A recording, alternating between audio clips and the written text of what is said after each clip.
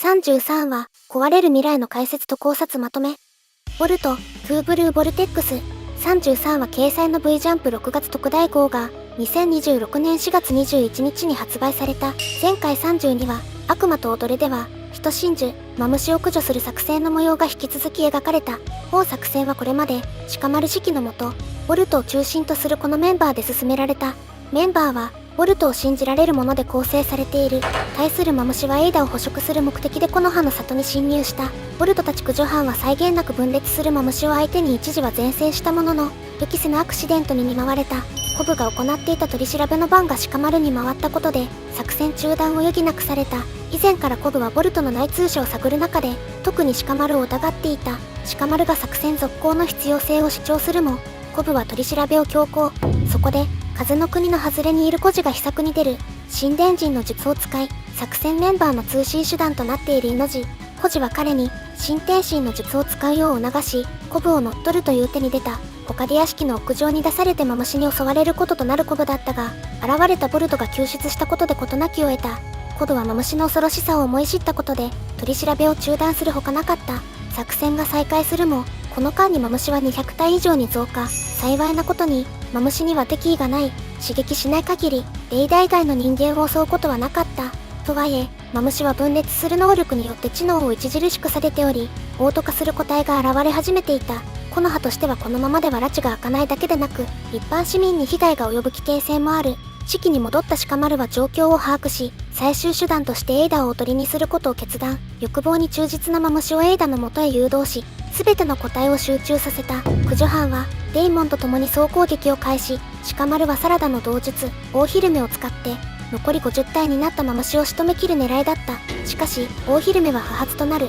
サラダが気絶したことで、駆除班の猛攻は失速することとなった。サラダは連絡が途絶えていた間、市民を助けるために力を使っていたのである。カワキも力を使いすぎていた。科学人具の体がオーバーヒートしてしまう。2人の戦力を失ってしまった駆除班。対してマムシは生存本能を刺激され、無情にも1000体にまで増殖した。エイダが窮地に立たされたが、未来を知る孤児はなぜか表情を変えず、動揺を見せない。この危機から脱する方法、そして孤児の思惑が気になるところである。この動画では33は、壊れる未来の解説と考察をやっていこうと思う。このチャンネルでは、ナルトやボルトを他にはない視点で深掘りしていきます。新たな発見や面白さにつながると思いますのでぜひチャンネル登録をお願いします。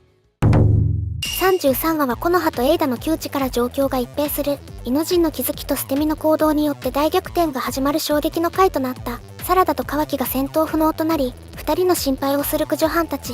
両者の生存が確認されたものの、サラダの命の心配が残る。ひまわりが応急処置をするが、視力まで回復しているかどうかはわからないという。戦いの様子を神殿人で確認していたイノジンは、その結末を絶望視していた。このままでは駆除班の全員がやられてしまう。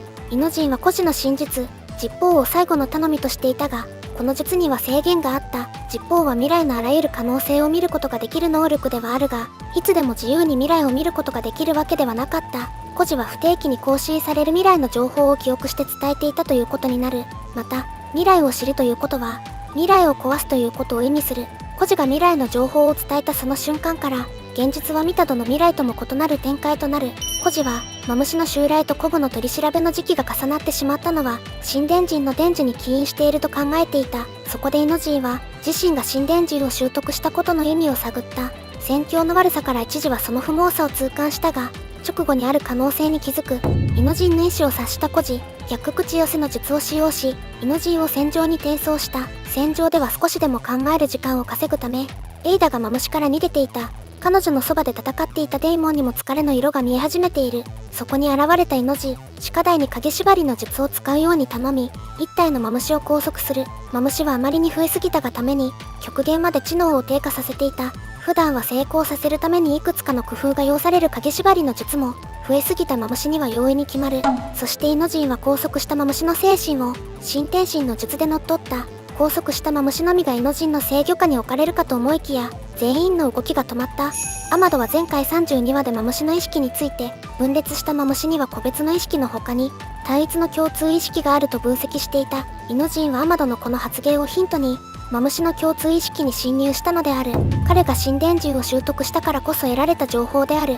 マムシを乗っ取ったイノジンは、デイモンに向けて目をつぶすイメージをした。その瞬間、イノジン自身の目が潰れることと引き換えに、全てのマムシの目が一斉に潰れた。デイモンの真術、反射は、術者に向けられた外因のイメージを具現化して跳ね返す能力である。さらに、目が潰れたマムシはそれ以上の分裂ができなくなる。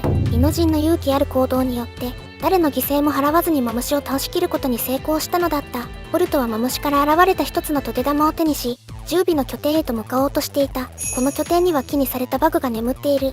ボルトはバグを助けるつもりでいた。しかし、木の裏側には爪痕がつけられている。真術、爪痕は、マーキングから別のマーキングへ自在に移動することができる能力。コードのものと思われる目が爪痕から覗いていた。十数話ぶりにようやく姿を見せたコード。よからぬことを企んでいるに違いない。トテ玉が残っている限り、マムシには復活する可能性が残されている。バグを木から助け出すまでは油断できない。加えて、コードはボルトとその協力者を始末する課題を与えられている。コードがボルトの不意をつく場合が予想される。とはいえ、マムシを駆除する作戦はひとまず終結した。総じてイノジンが活躍している様子が印象的だった。新たに習得した神殿人でマムシの居場所を特定しながら、作戦メンバーの連絡手段の役割を果たしていた。コブの取り調べで作戦が中断した際には、新天使を使ってコブを乗っ取ることで再開させている。この時、自分の信念に従ってコブを犠牲にしなかったことも、後の木の葉に大きな影響をもたらすだろう。そして何より、イノジンが未来の情報に頼らず、自力でマムシの攻略法に気づいたことが一番の功績だと言える。もし、イノジンが自分で考えることなく再び未来の情報を聞いていた場合、今回の結果とはまた違った結果となっていたかもしれない。先述した通り、未来を知ることは、未来を壊すことでもある。最後には自分で予想して行動に移す必要がある。実報はそのためのサポートに過ぎないのだろう。また、今回明かされた実報の新事実は、量子力学を連想させる内容だった。電子や原子などの量子は、複数の状態が重ね合わさって存在している。そこに何らかの力が加わる。つまり観測されることで状態が定まるのである。現状、量子が力を受ける以前の状態を観測する方法は見つかっていない。そんな量子の振る舞いは、ボルトにおける未来の性質と似ている気がした。個人的な仮説として、気になったバグは夢を見ているのではないかと思うことがある。バグは現実という名の夢の中で、人真珠、マムシとして今回のようにエイダを狙っていたと言える。この解釈の根拠は大きく3つほどある。まず1つ目の根拠は、公式 Q&A にある。作者の池本先生は、人真珠の人格や話し方はどう決まるのかという質問に、人真珠の性格は、元となった人物の本性なのかもしれないと答えていた。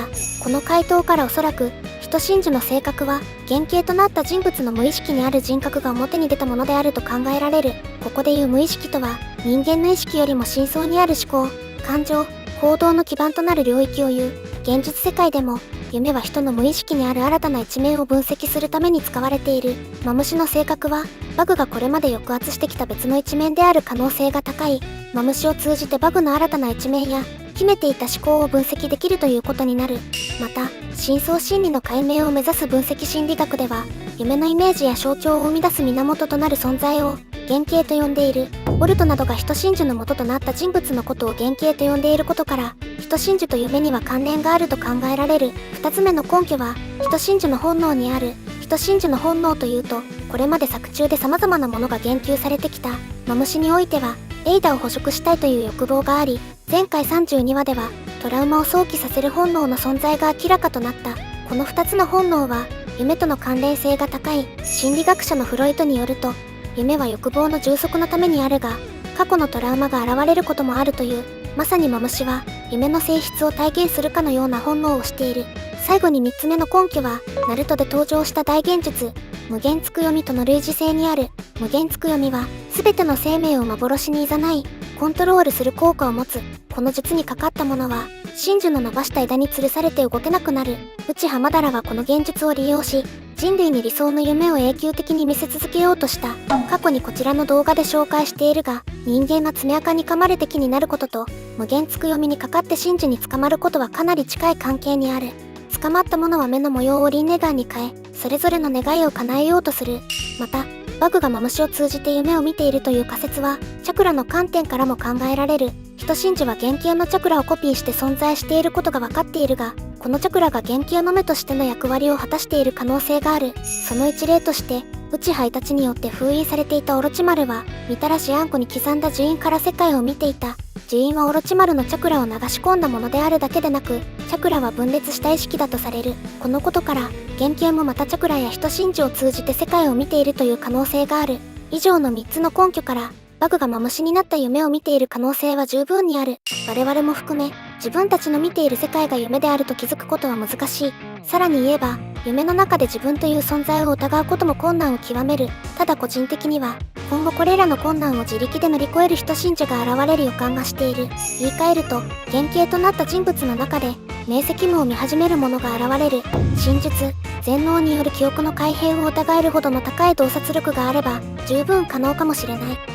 以上が最新33話の解説と考察になります。過去の解説、考察動画では、33話時点でもまだ明かされていない内容に関する解説や考察もしていますので、良ければ視聴していただけると嬉しいです。ここまでの内容は、個人的な妄想を多分に含んでいます。多めに見ていただけますと幸いです。